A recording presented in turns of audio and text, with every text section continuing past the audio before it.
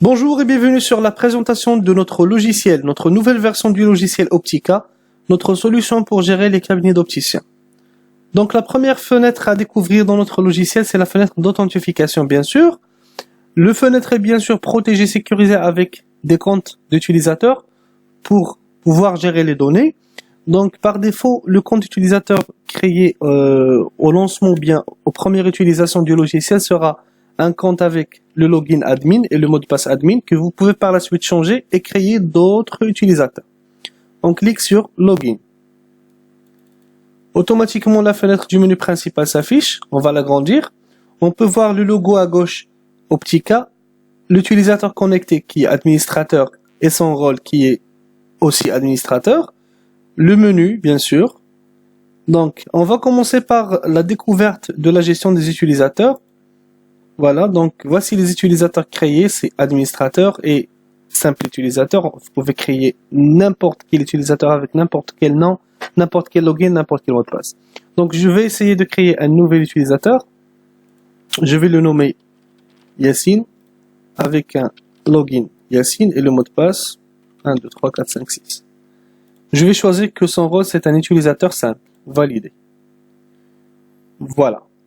Donc, maintenant, j'ai créé mon compte utilisateur et je vais essayer de se connecter en utilisant ce compte pour voir la différence entre la connexion en utilisant un compte administrateur et un compte simple. Voilà, donc je vais quitter. Et puis, je relance mon application. Voilà, donc je vais Yassine, 1, 2, 3, 4, 5, 6. Voilà. Donc, comme vous pouvez voir que j'ai pas le droit d'accéder au bouton utilisateur, les informations de mon entreprise et les statistiques. C'est ça la différence entre un compte administrateur et un compte utilisateur. Et comme vous pouvez voir, il me donne le nom de l'utilisateur connecté, c'est Yassine, et son rôle c'est simple utilisateur. Voilà. Donc, je vais pour gérer les autres rubriques, je vais me connecter avec le compte administrateur toujours. Donc, nous avons vu déjà maintenant les utilisateurs, on va passer aux informations de l'entreprise. Dans les informations de l'entreprise, bien sûr, on peut saisir le nom de l'entreprise et les informations des bons de commande, c'est-à-dire des états imprimables des bons de commande, c'est l'entête et les pieds de page. Donc, ce sont sous forme c'est-à-dire d'images que vous pouvez les designer, les créer avec votre propre décoration et par la suite cliquer sur le bouton avec les 3 points pour parcourir depuis vos fichiers. Voilà. Donc je peux laisser même entreprise ouverte, je peux par exemple utiliser utilisateur, je peux ouvrir plusieurs fenêtres ici et je peux naviguer facilement entre eux. Donc après je vais voir bien sûr les tiers, c'est-à-dire les clients et les fournisseurs. Je vais commencer par fournisseur. Comme vous voyez, j'ai le nom, l'organisme, la ville, le pays et le solde. Le solde qui sera automatiquement calculé c'est-à-dire en utilisant les achats et les paiements aux fournisseurs effectués.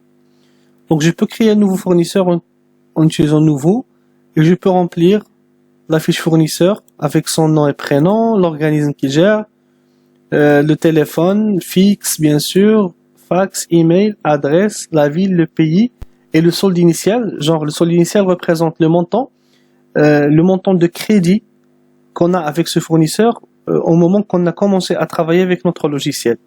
Donc afin de pouvoir l'ajouter au solde qui sera actualisé, afin d'avoir c'est-à-dire avoir les chiffres réels de notre solde avec le fournisseur choisi.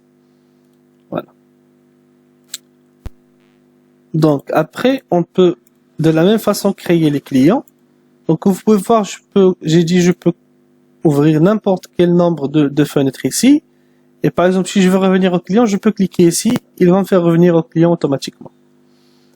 Donc voilà, c'est facile. Donc la même chose pour les clients, sauf que j'ai une méthode pour rechercher facilement.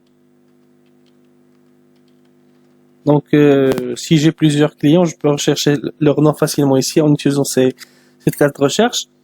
Et bien sûr, je peux créer nouveau client. Voilà, c'est de la même façon que j'ai créé le fournisseur, je peux créer aussi le client. Voilà, donc après je vais voir les catégories d'articles.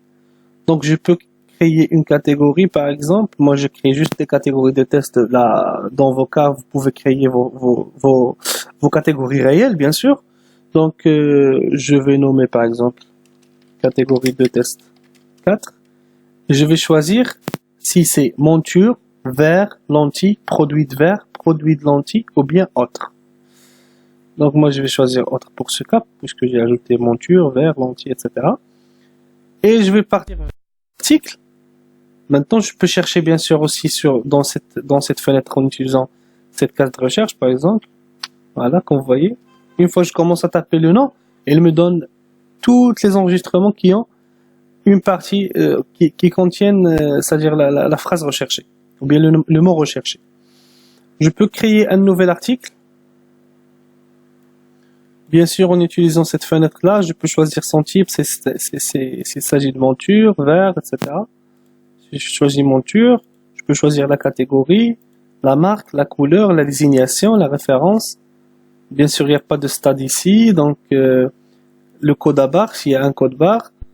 Donc, si vous avez un lecteur, vous pouvez juste pointer votre curseur ici et scanner votre code barre, il sera automatiquement affecté. Voilà, donc la quantité initiale, c'est la même idée, c'est-à-dire que le solde initial. La quantité initiale, c'est-à-dire la quantité calculée, c'est-à-dire lors de la création de la fiche article. La quantité en stock se calcule automatiquement. Bien sûr, s'il s'agit d'un article de type vert, je peux choisir type de vision et le type de vert. Sinon, si je choisis monture, donc j'aurai pas le droit de faire ça. Je peux ajouter même une photo pour l'article. Voilà.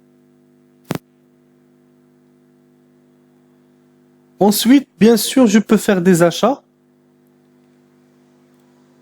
Je crée nouveau. Je choisis mon fournisseur.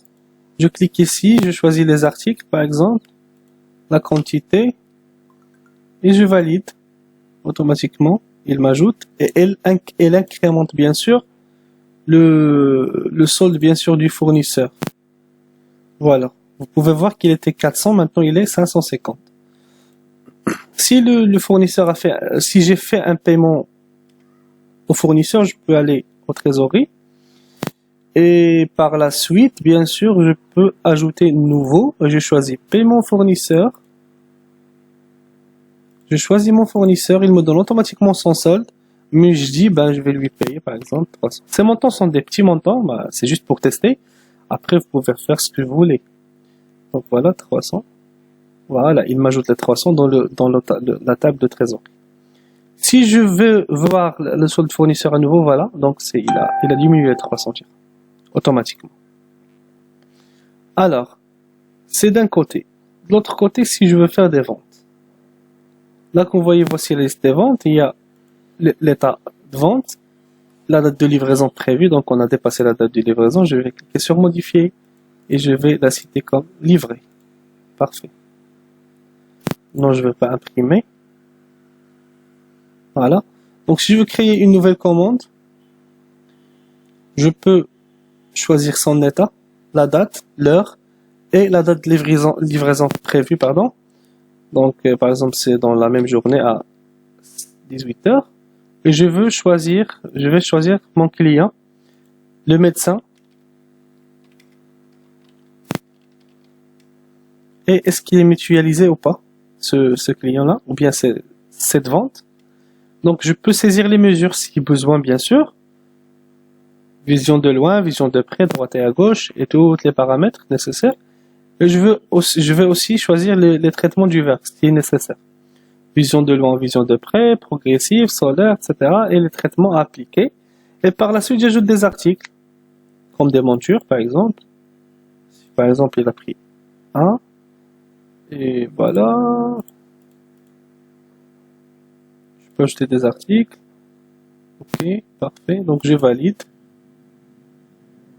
Je peux imprimer le bon de commande.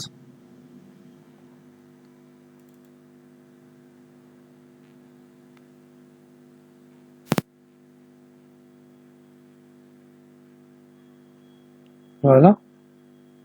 Toutes les informations sont imprimées. Ok, parfait. Donc il me donne c'est-à-dire il me dit que voilà, donc je dois livrer ça aujourd'hui, c'est une livraison qui doit être faite aujourd'hui. Donc, mais aussi, je vais faire un paiement pour mon client, bien sûr. Donc, je vais fermer mes fenêtres, là. Je vais passer à la trésorerie, bien sûr, à nouveau. Je clique sur Nouveau. Paiement client. Je choisis mon client. Il me donne automatiquement 50. Je vais dire qu'il va payer 20. Ou bien 25. Pourquoi pas. Espèce. Je peux écrire des observations ici pour les garder. Et voilà. Donc, il m'ajoute automatiquement. Et si je vais voir le solde du client, il sera à 25 au lieu de 50. Donc, voilà.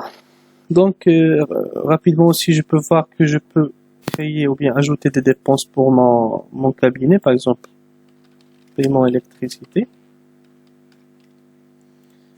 Ça sera par exemple, à 220 dirhams. Je paye en mode espèce. Validé. Donc, et après, vous pouvez voir qu'il me donne le solde, le total des décaissements, le total des encaissements.